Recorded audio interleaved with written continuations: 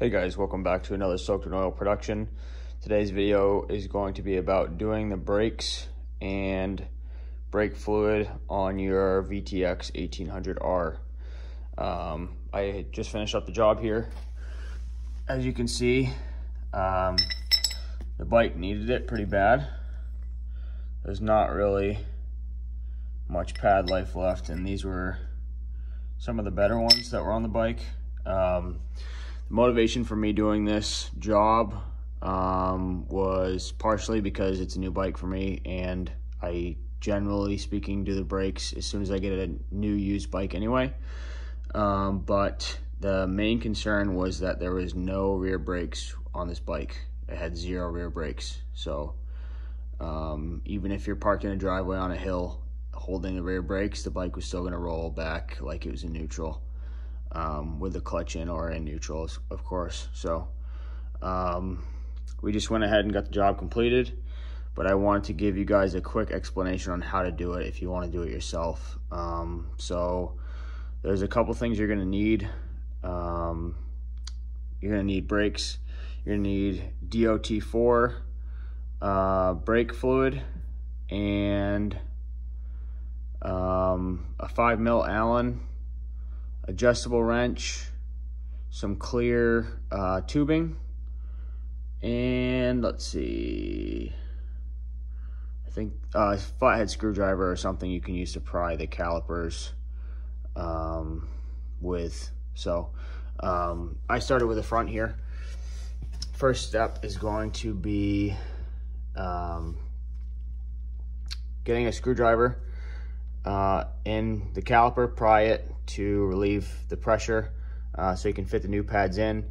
The next step is going to be removing this cap. Under this cap will be a 5mm Allen pin. You unscrew the pin, pull it out, and that is how the brakes come loose. So you just make sure you want to wedge the new brakes back up in there, slide the pin through, and then you're ready to go for the other side. This repeats for, it's the same on each caliper. So you have one here, one on the other side, and then you have one in the rear. So that's 6 sets, 3 sets of 6 pads, 6 pads total. So yeah. Next thing I wanted to explain was bleeding your brakes. So like I said, you're gonna need the DOT4 or DOT4, however you wanna say it, brake fluid. You're gonna take this cap off. As you can see, it's nice and clear now.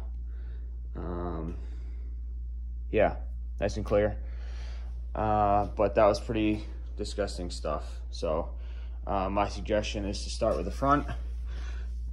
This bleeder screw right here is for the front. It's the same on the other side, so make sure you hit both front calipers. And then you have these ones. These are for the rear. The rear brake fluid is right here by the exhaust.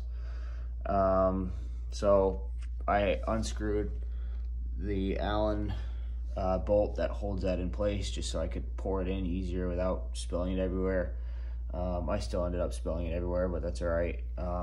Another thing to keep in mind is that brake fluid is very caustic, so if you get it on your paint, it will eat through your paint. So you might want to cover your tank. You might want to cover whatever you don't want the brake fluid to ruin. So just a little bit of a tip there. And the next step would be to bleed the rear. Like I said, I had no rear brakes at all, so there was a lot of air in the system.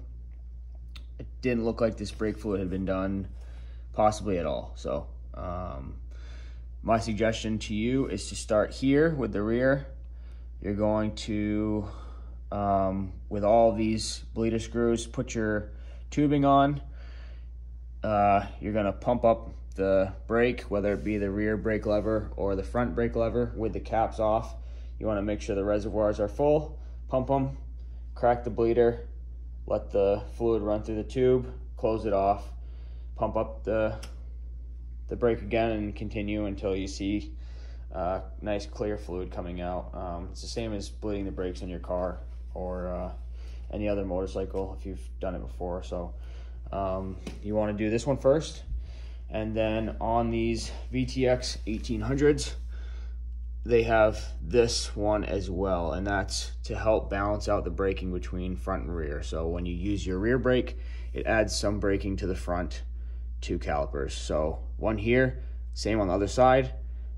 Do those second. I made the mistake of doing these first, and if you have air in your system, it's a lot easier to bleed from the back first and then come up and finish up front. So take my advice and do it that way, and it'll save you a little bit of time.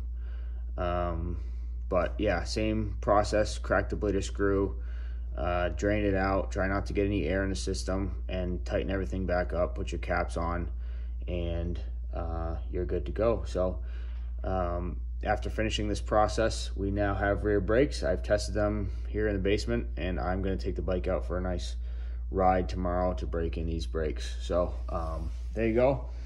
There's your quick DIY brake video. If you have any questions, feel free to comment. Don't forget to like and subscribe if you want to see more. Appreciate the view. Thanks for watching, and have yourself a good night. Thanks, bye.